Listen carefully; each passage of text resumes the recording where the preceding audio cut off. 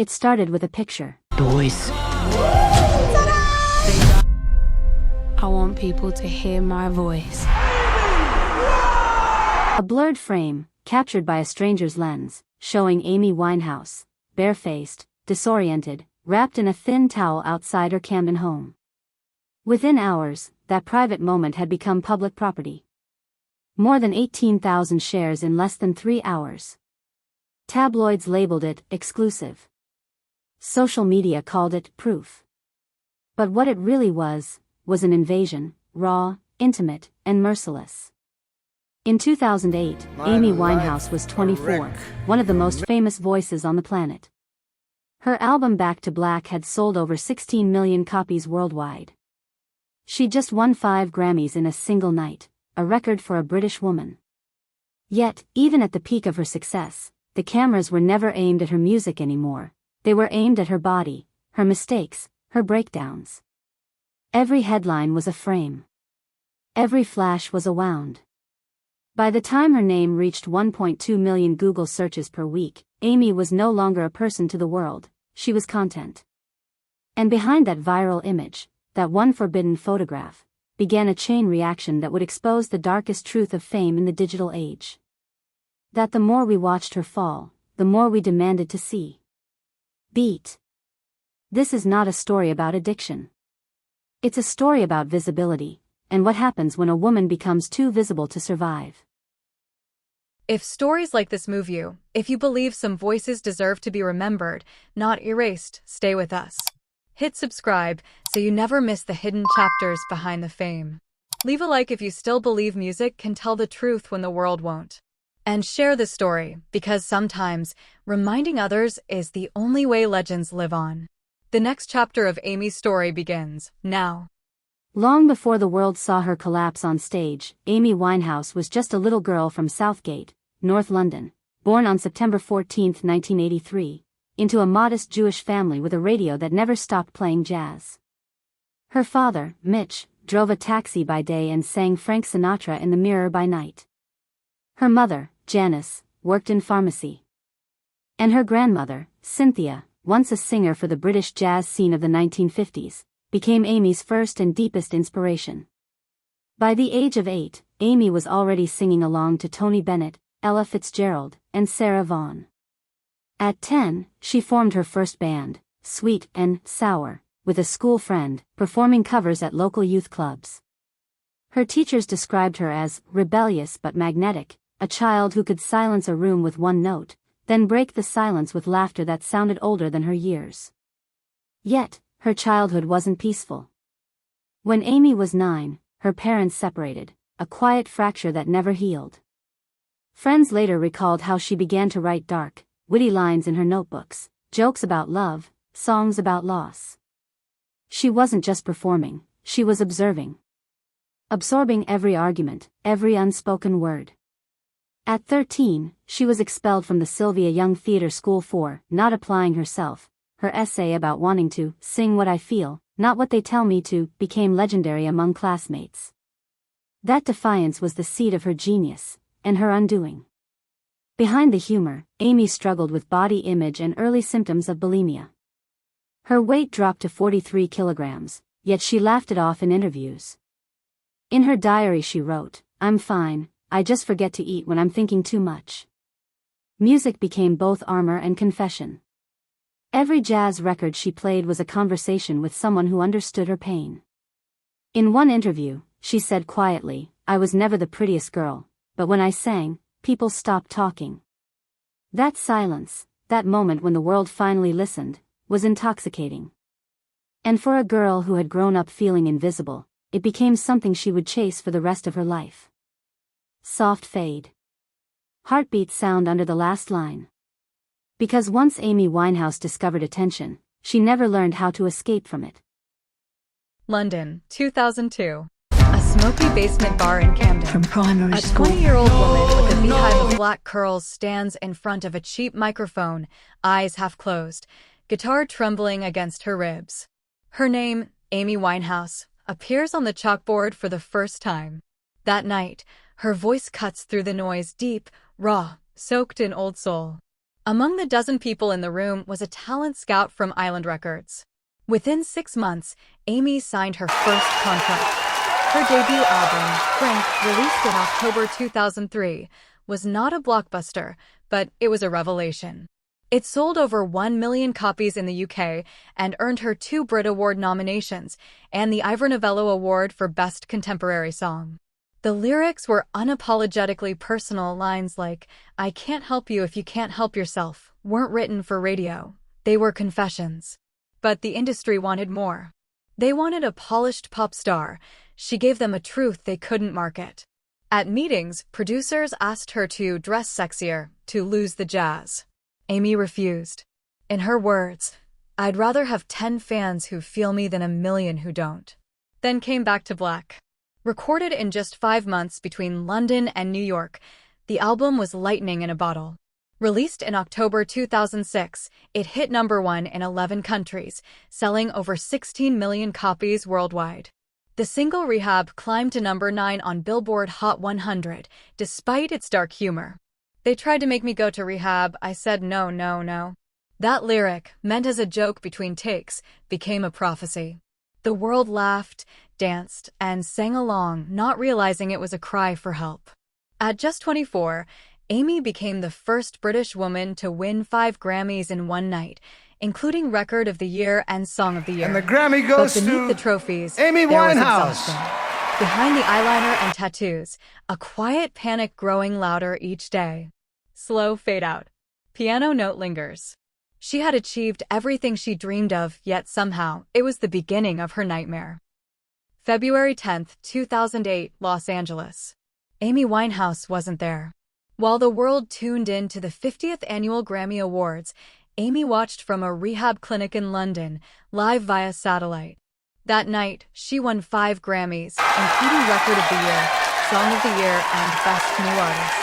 Only a handful of artists in history had ever done that, and none her age. Her tearful thank you, whispered through a shaky live feed, became one of the most haunting award moments of the decade. The audience stood up, applauding the broken girl across the ocean. But something had shifted. Amy was no longer the girl who wrote about love and loss. She had become the headline. By 2008, her face was on over 6,000 magazine covers worldwide. Paparazzi followed her every move. One agency admitted to assigning 8 full-time photographers just to track her in Camden. Each photo could sell for $10,000 to $15,000, depending on the scandal. Her performances began to falter. In Belgrade, 2011, she appeared on stage unable to sing, slurring through lyrics before walking off mid-show. The crowd booed. Videos went viral, clocking millions of views overnight, the comment sections filled with mockery instead of concern. Behind the scenes, Amy was deteriorating.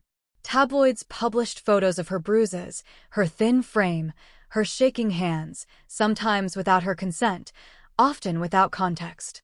Her relationship with Blake Fielder Civil had become chaotic, marked by arrests, drugs, and relentless scrutiny. Their on-again, off-again marriage became a public soap opera. Still, she tried to create. Between court hearings and therapy, Amy returned to the studio, recording duets with Tony Bennett, her idol, for his album Duets 2. Their version of Body and Soul would become her final recording. When asked what it felt like to sing with Bennett, Amy smiled and said, "It's an honor. I feel like I made it." But even as her voice matured, her world was collapsing. Every relapse became breaking news. Every hospital visit, a trending topic. She once told a friend, "They don't care if I sing, they just want to watch me drown." Slow fade. Flashbulbs flicker like lightning. By the time the applause stopped, Amy Winehouse wasn't just famous. She was trapped inside her own story, written by everyone but herself. By 2009, the lights that once made Amy famous had become the very thing burning her alive. Every relapse, every tear, every stumble was caught, replayed, slowed down, analyzed. The media didn't cover her life anymore. They televised her decay.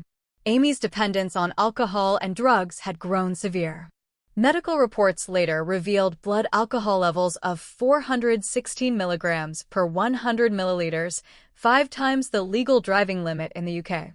She was hospitalized 7 times between 2007 and 2011 for exhaustion, collapse, or overdose. Each time, she left rehab early, chased by the same photographers waiting outside the door. The paparazzi industry turned her pain into currency. A single photo of Amy crying could sell for up to £25,000.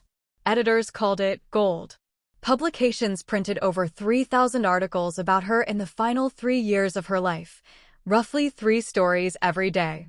At home in Camden Square, Amy lived behind blacked-out curtains. Friends described her days as a cycle of sleep, drink, and regret. Her weight dropped to less than 42 kilograms. Yet her phone never stopped ringing journalists, promoters, gossip sites. The world demanded the performance continue, even if she couldn't stand. In June 2011, she embarked on a European tour. Her management hoped it would mark her comeback. But at her first show in Belgrade, she stumbled on stage, forgetting lyrics, unable to sing. The audience booed. The footage hit YouTube's trending page within hours, amassing over 3 million views in 2 days. Amy returned home humiliated. 2 weeks later, she canceled the tour entirely. Her father, Mitch, later said she wanted to stop drinking, but the world wouldn't let her. The pressure wasn't just addiction, it was exposure. The constant need to explain herself, to defend her humanity, to exist under a lens that never blinked. On July 23, 2011, Amy's body was found in her London apartment. She was 27 years old. The coroner's report confirmed death by misadventure, alcohol poisoning. 3 empty vodka bottles were found by her bed. In the room, a computer sat open. Browser paused on a YouTube video of one of her own performances. Her death joined the infamous 27 Club, musicians like Janis Joplin, Jimi Hendrix, Jim Morrison, and Kurt Cobain. But Amy's tragedy felt different. The others died in mystery. She died in plain sight. The whole world had been watching. Soft, slow piano under narration. In the end, Amy Winehouse didn't just lose a battle with addiction. She lost the right to struggle in private. And that perhaps was the real cause of death. The morning after Amy Winehouse died, flowers covered the gates of Camden Square. Within 24 hours, over 5,000 fans gathered outside her home, candles flickering, jazz playing softly from phone speakers. The world that had once torn her apart was now mourning the silence she left behind. Her album Back to Black surged to #1 on iTunes in 23 countries, selling an additional 1.6 million copies in just 3 weeks. Streams of Rehab jumped by 2,700% overnight. It wasn't just nostalgia, it was guilt. A global realization that we had watched a tragedy unfold in real time and done nothing to stop it. In September 2011, the Amy Winehouse Foundation was launched in her name, focusing on addiction recovery and mental health awareness for young people. By 2024, it had helped over 20,000 individuals through outreach, therapy, and education. Her parents turned grief into a form of activism. Her story became a cautionary tale told in classrooms, documentaries, and rehabilitation centers worldwide. In 2015, the documentary Amy premiered at Cannes and won the Oscar for Best Documentary Feature. It broke records for the genre, earning $23 million globally, but more importantly, it changed the tone of how we talk about fame. No longer was she the tabloid headline, she was a mirror, reflecting our complicity. "I'm not a girl trying to be a star," Amy once said. "I just want to sing." After her death, the world finally listened, not to the gossip, not to the scandal, but to the music she left behind. Beat. A slow fade. Tears dry on their own, echoes faintly. Because even after everything, Amy Winehouse's voice still refuses to disappear. More than a decade has passed since Amy Winehouse's death, yet her shadow still dances across modern music. Her voice, that smoky mix of pain and purity, continues to inspire a new generation of artists. Adele, Lady Gaga, Lana Del Rey, and Billie Eilish all cite Amy as their compass. Since 2011, her catalog has sold over 30 million records worldwide. On Spotify, her songs are streamed over 1.5 billion times each year, and Back to Black remains one of the top 5 best-selling albums of the 21st century in the UK. In 2022, Rolling Stone ranked it number 33 on the 500 greatest albums of all time. But numbers are only part of the story.